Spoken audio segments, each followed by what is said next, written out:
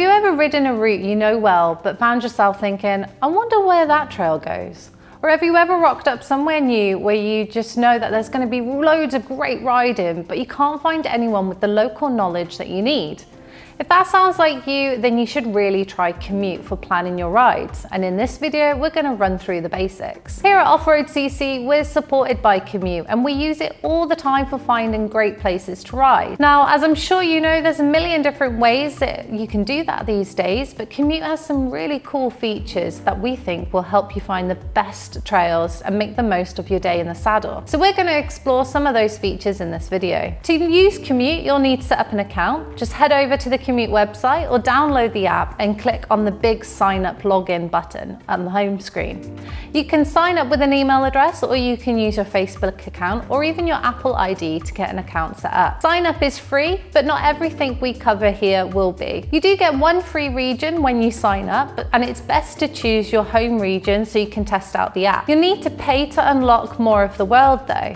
You can unlock a region bundle for $8.99, and that gives you a wider area to play with. If you live in Newport, for example, the region bundle covers most of South Wales. By far the most cost-effective option though is the whole world, which is a one-off fee of $29.99. You can also pay $4.99 on a monthly subscription for Komoot Premium, and we'll cover what that adds as we go on. But for now though, let's have a look at planning a route. Okay, so here's the main route planning screen. Down here you get a bunch of controls and route info. Firstly, you can pick what you're doing. There are options for mountain biking, enduro and gravel riding, but one of the great things about Komoot is that it works really well for road riding too, and hiking and running and walking. So if you're into any of those, this is quite ideal. Whatever you do outdoors basically, you can tell Komoot how fit you are, and it uses that info to estimate how long a route is going to take you to ride. You can choose to do one-way route or a round trip. I always choose one way and then change it to a round trip at the end to complete the route if I'm planning a loop. It seems to work better that way. Over on the right is the main map. The Komoot base map is pretty good for general planning, but you can switch to OpenStreetMap or OpenCycleMap if you prefer. And there's satellite imagery in there too, which can be handy for checking out what kind of terrain you're riding through. Premium users get specific hiking, cycling and mountain bike maps as well for easier planning. If you know where you're starting, then just drop a marker and have a look around. The things to look out for are highlights. These are sections of trails or other features that Komoot users have added. If you're riding somewhere new, then it's just like having a friendly local pointing out the good bits. If you zoom in on the map, you'll also see that lots of trails are graded on the map, using the standard grading system from S0 to S5, where bigger numbers mean harder terrain. That's also really handy to plan the route to match your skill level, especially if you're somewhere you haven't ridden before. If you're more used to the colour system most trail centres use, then S0 is roughly green, S1 is blue, S2 and 3 are red, and anything above that is black. Using the map and local highlights is pretty easy to put a route together, and you can drag the route about to change it.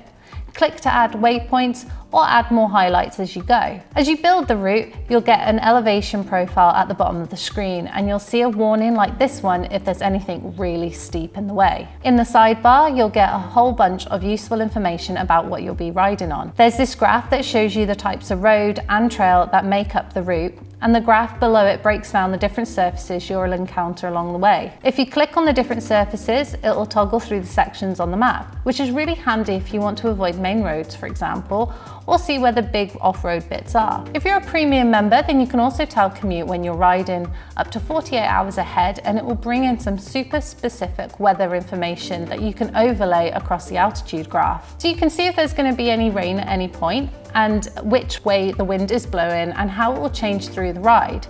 It's always good to have advance warning of any chewy headwind on that last stretch. Once you're happy with your route, you can save it, and it will be available on the Komoot smartphone app for navigation. If your mates are on Komoot as well, you can invite them to the ride, and you can also export a GPX file to navigate on your bike GPS. If you're a premium member, then you can also use Komoot to plan multi-day adventures. Say you want to do the King Alfred's Way, for example, you can tell Komoot how many days you want to take, and it will give you a breakdown of what kind of riding you'll get based on your fitness level. And it's pretty clever. On a ride like the King Alfred's Way, it won't just split the 360 kilometers into 4 90-kilometer days. The algorithm takes the terrain into account and adjusts the days so your effort is about the same each day. So in this case, we've got stages from just over 80k to over 100k in length. On top of that, Komoot can also help to plan your accommodation, pulling in data from TripAdvisor. So you can find places to stay along the way, and the routing will automatically adjust to take you from the route to your B&B or campsite at the end of the day, and then back to the route again in the morning. Of course, it's great to have such powerful tools to create your own routes, but sometimes it's nice to sit back and let someone else do all the hard work. There are loads of fantastic curated collections and tools on Komoot across all disciplines.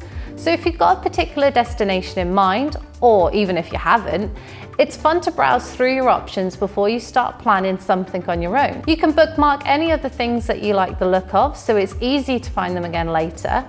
And if you're a premium member, you can also make your own collections and share them with the community. As well as collections, Komoot also suggests single routes that link together some of the highlights in the area you're looking at. You can take one of these routes as is, and you can also change your start point to suit you better, or open it up in the planner and tweak it to make it your own.